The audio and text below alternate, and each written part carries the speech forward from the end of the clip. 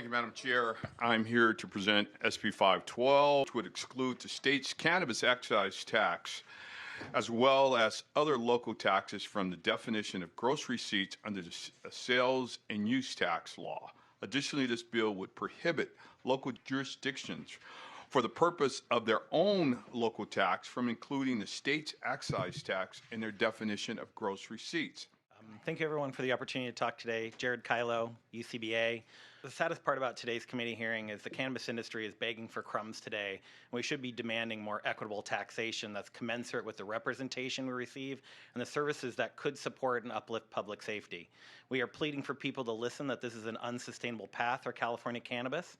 $1 billion a year is collected in taxation, and the fact that we still don't have the proper enforcement tools to reduce the growth of the illicit industry is one of the biggest problems.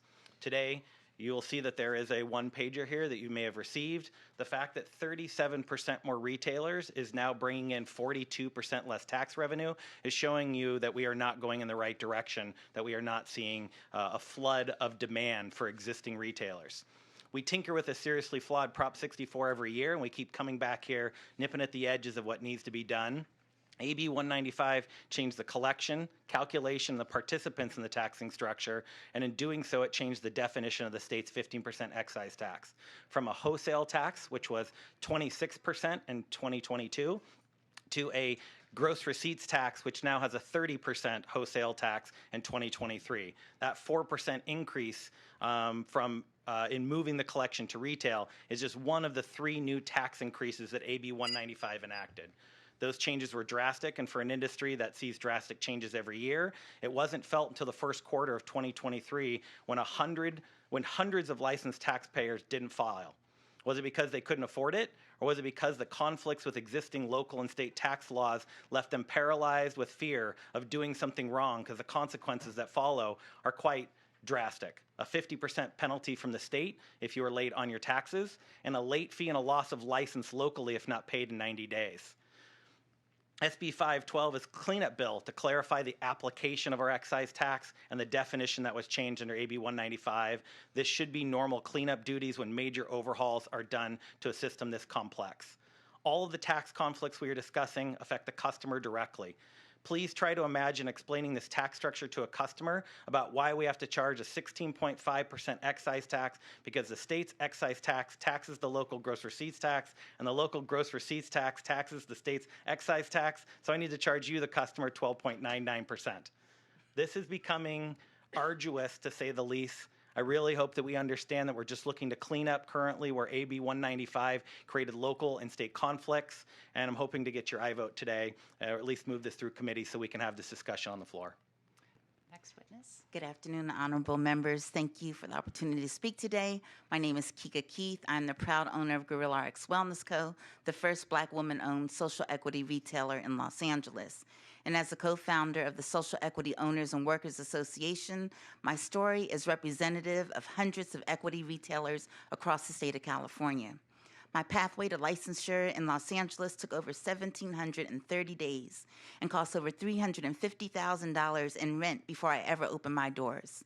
Unlike well-funded, large cannabis companies, social equity operators lack the financial resources to withstand these prolonged delays and expenses.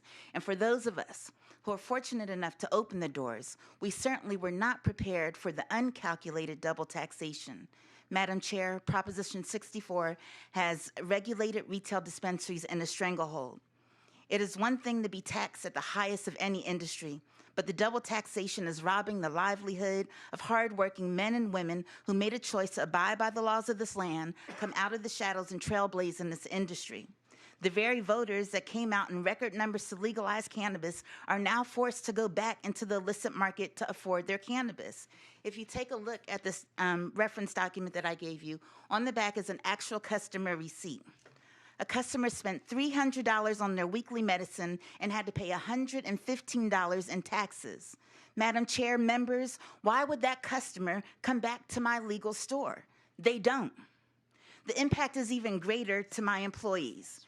I've created over 30-plus jobs in my underserved neighborhood in South Central Los Angeles.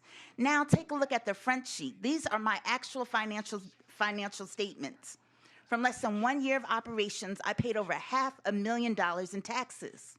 This unfair tax burden has direct consequences to my employees who come from my community who are already underserved. I'm not able to pay them living wage taxes, 401ks, health care. With these taxes, I cannot afford it. We are here before you today with one simple request. Eliminate the double taxation. The state of California and local jurisdictions are taxing the tax. Just take a look when you have a moment at the numbers in red. You'll see how the tax is being compounded one after the other. So if we don't have some time for some type of relief, our customers will be driven back to the illicit market, more legal dispensary doors will close this year, and the destiny for social equity retailers like myself is even more daunting. Please provide retailers a little relief and eliminate the double taxation. Support SB 512.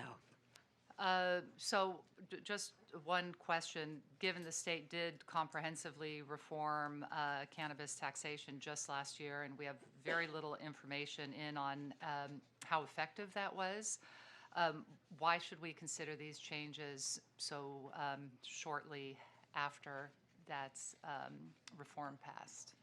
You want to answer or do you want to? We took a $143 million cultivation tax out of it and added $240 million in new taxes under AB 195 by not only compounding local taxes, delivery fees, but also increasing the base on the wholesale pricing. So we can talk about that this lowered cannabis taxes, but it just didn't. I can show that in every single report we have, every single receipt you've seen. You see at least 3 here that show that in 2022, there was a cost of $54.45. And now in the city of Los Angeles, the exact same product in 2023 is $63.81. If you show me where the tax reductions are, then I will show you that more people will be coming my doors. But when there's this large of an increase, it's sticker shock to most of my customers. And we just have 1 quarter worth of data currently then from the reforms, right? And what you're saying is what that data is showing? Well, what we're saying is it didn't just decrease taxes. I mean, when you look at the increases that were there, we can wait more quarters, but we also have almost 300 retailers who have not filed taxes. They are failing. And so if we're going to wait for another 300 to fail next quarter, I think that's a slippery slope that I don't think we can go down. So I'm hoping that we see that we didn't maybe do the purpose and intent of AB 195. I think definitionally we changed excise tax to gross receipts and included a whole new base of items we're charging 15% excise tax on. I think some of the definitions of excise tax saying they did not change under AB 195 is disingenuous, since it added a bunch of new items to the base of the tax, and I think that should be at least recognized that that's where the increase came from. All right, thank you. Do we have questions or comments from the committee? Senator, would you like to close? Thank you. And I didn't come to the legislature to advocate as much as I have over the last 6 years on cannabis, but I saw the great need after the passage of Proposition 64. I have spent the last 6 years visiting operators like Ms. Keith and so many others across the state, and their story is the same. They're struggling. They're struggling to survive. And as I visited all these legal facilities, I've encountered more illegal facilities, and they sprout up by the day. And this is not what we're hoping to do is reduce the retail price so we will drive up revenue for these illegal operators, because right now the illegal market is flourishing all throughout LA County, and I hear it all throughout the state of California. So this is a common sense measure that we feel will protect the programs that Prop 64 promised. As we all know, many times on propositions, we think we understand all that's involved with it. Yes, everybody was for legalizing cannabis, but people didn't read the fine print. Most voters don't, and that's what these operators are encountering right now, the fine print that really is making it almost impossible to survive here. The folks who are thriving are the outside venture capitalists from Canada and other states who are investing in California, and not the folks who have lived here and want to earn a legit living, and more so the customers who need their medicine and now are paying sometimes as much as 37% more for the same product that they were buying 3 or 4 years ago. So it's a common sense measure, and I respectfully ask your aye vote at appropriate time. All right. Thank you very much. And without objection, this bill will be referred to our suspense file.